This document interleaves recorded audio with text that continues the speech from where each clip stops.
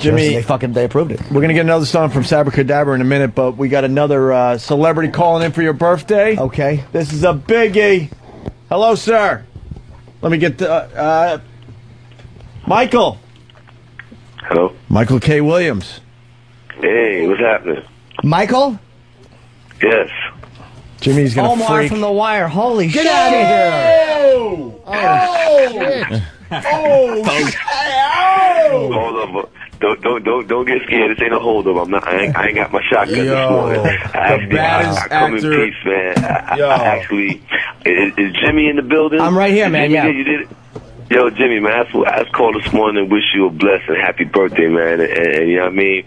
Enjoy this day and may you have many more. Thank you, man. You know, it's amazing. We tried so hard to get you on the show. I'm a tremendous Wire fan. Everybody here is. I'm starstruck for the first time in a while. Yeah. It's the best show on TV.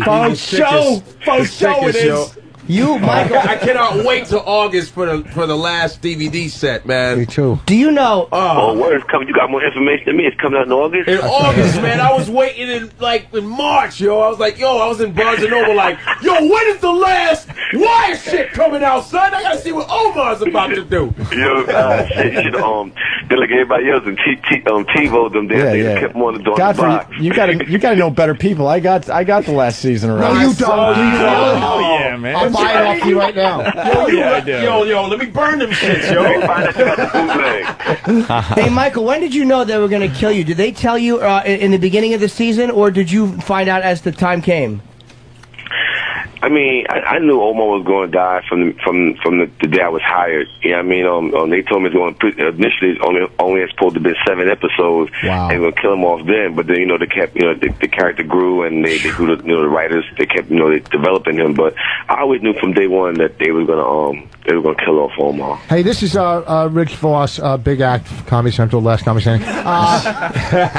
Is it true that the little girl on the show was really just walking by and they hired her? She was really just like a street person. She's not a little girl. Well, inside. You're talking about probably Felicia. Her name is Felicia Pearson. She plays Snoop, and we met actually in a local bar down in Baltimore, and we exchanged a conversation, and when she told me I didn't know she was a female. I was trying to figure out as I was talking to her, and when she told me she was a female, I was like, man, you got to meet the producers, and I brought them to it that Monday, and they wrote her in that same week, and she's been rocking ever since. That's a trippy looking dude, chick, dude, whatever. Yeah. She was hardcore, man. You know what I'm saying? This is Godfrey. I'm talking. I have more credits than Rich.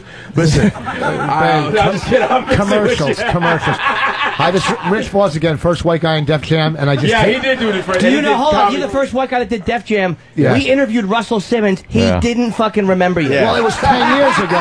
Yeah, we forgot to bring that up there, Rich. It was 10 years ago. 10 years ago, we gave them all hints. We gave me a name. We did everything. We're all Mike, weren't you in the Hulk, yo?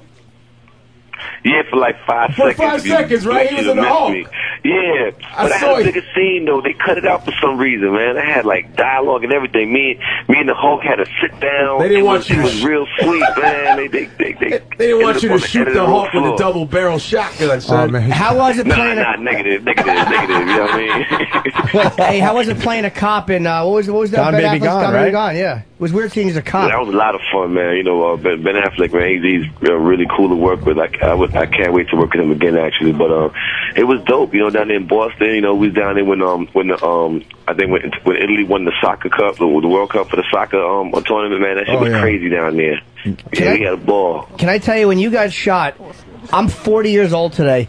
If they would have just said at the end of the episode, all right, we take it back, he's alive, I would have accepted it. I have never been so depressed. And fucking David Chase kicked everybody in the balls. It wasn't a big gunfight we were expecting. It wasn't a big war with you and Jamie Hector. Marlo, it was just Jamie Hector. Just you getting shot, because that's the way it happens. And even the cops' reaction, it wasn't like fans. They were like, Omar, oh, okay, and they moved on. It was fucking horrible. It was horrible. That was a bummer, man. Really depressing, man.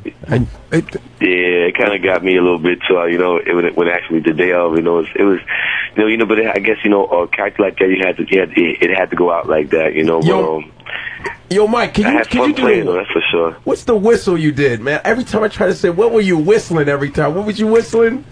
Every time you whistle in the neighborhood. Most people think it's the farmer and the Dell because the cheese stands alone. Yeah, but actually, in my mind, what I'm whistling is another Looney Tunes cartoon by a character named Elmer Fudd, and he used to whistle "A hunting we will go, a hunting we will go, it's rabbit season." Remember that little nigga? Nice. Yeah, that was hot, man.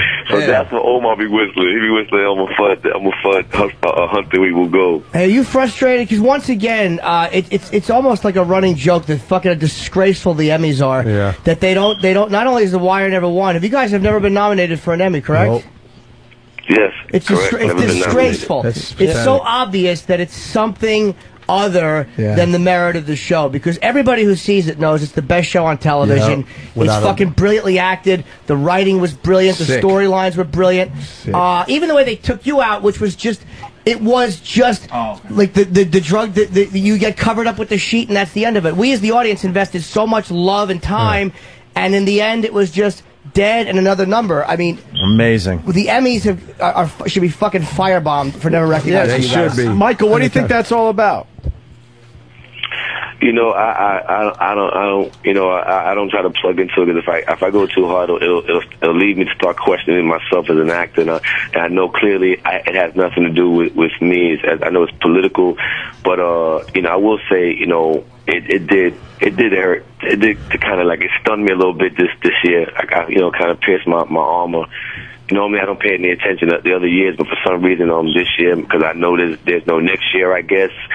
It kind of, it hurt a little bit this year. I feel got myself here wondering what did we not do correctly to earn, to be worthy of a nomination. But I know in my heart of hearts that it has nothing to do with us as actors or our talent or the hard work that we put down in Baltimore. And you guys let me know that. Saying the amount of love and admiration I've gotten over the years in this character from just people, whether you be in the business, whether you're an interviewer or not, just the amount of love we've gotten. I know that the show is worthy of that. You guys make me know that, and I take all the love and all the fun I've had just talking with interviews and talking about all the crazy things I had to talk about involving Omar. I've had a ball these past 5 years, and to me, I'm going to take those good memories. I'm going to make that my Emmy. And keep it moving. That's what the business is. And Mike. Thick skin, baby. Michael, here for the long haul. I'm assuming that you're just completely blowing up after your performance on The Wire. You got to be getting a million offers. God's ears. I'll take that. Yeah, come too far to turn back now, you know what I mean? Yeah.